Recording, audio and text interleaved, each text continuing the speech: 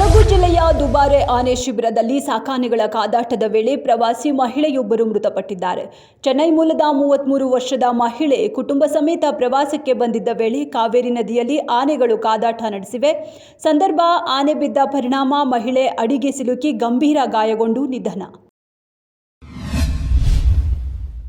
Petrol, diesel, ಅಡುಗೆ ಎಣ್ಣೆ ಎಲ್ಲವೂ ಹೆಚ್ಚಾಯಿತು. ಇದೀಗ ಎದುರಾದ ಮತ್ತೊಂದು ದರ ಏರಿಕೆಯ ಶಾಕ್. ಶಾಲಾ ವಾಹನಗಳ ಶುಲ್ಕ ಏರಿಕೆಗೆ ಮುಂದಾದ ಮಾಲೀಕರು. ಖಾಸಗಿ ಶಾಲೆಗಳು ಈಗಾಗಲೇ ಶೇಕಡಾ 10ರಷ್ಟು ಶಾಲಾ ಶುಲ್ಕವನ್ನು ಹೆಚ್ಚಳ ಮಾಡಿವೆ. ಈ ಮಧ್ಯೆ ಇದೀಗ ಶಾಲಾ ಬಸ್ ಮತ್ತು ವ್ಯಾನ್ ದರ ಏರಿಕೆಗೆ ಮುಂದಾಗಿವೆ. ಮೈಸೂರಿನ ಮಾದಹಳ್ಳಿಯಲ್ಲಿ ಮಗನಿಂದಲೇ ತಾಯಿಯ ಕೊಲೆ. ಬುದ್ಧಿ ಹೇಳಿದ್ರೂ ಪರಪುರುಷನ ಸಂಗ ಬಿಟ್ಟಿರದ ತಾಯಿ ಸುಧಾ ಕಣ್ಣೆದುರೇ ಬೇರೆಯವನ ಬೈಕ್ ಹತ್ತಿದ್ದಕ್ಕೆ ಹಿಗ್ಗಾಮುಗ್ಗಾ ಥಳಿತ.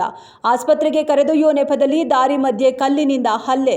ಚಿಕ್ಕಪ್ಪನ ಮಕ್ಕಳು ಸೇರಿ ಶವಕ್ಕೆ ಬೆಂಕಿ ಹಚ್ಚಿ 3 ಪರಾರಿ. ನಿರೀಕ್ಷೆಯಂತೆಯೇ ರಾಜಧಾನಿ ಬೆಂಗಳೂರಿನಲ್ಲಿ ಮಳೆ ಆರಂಭ.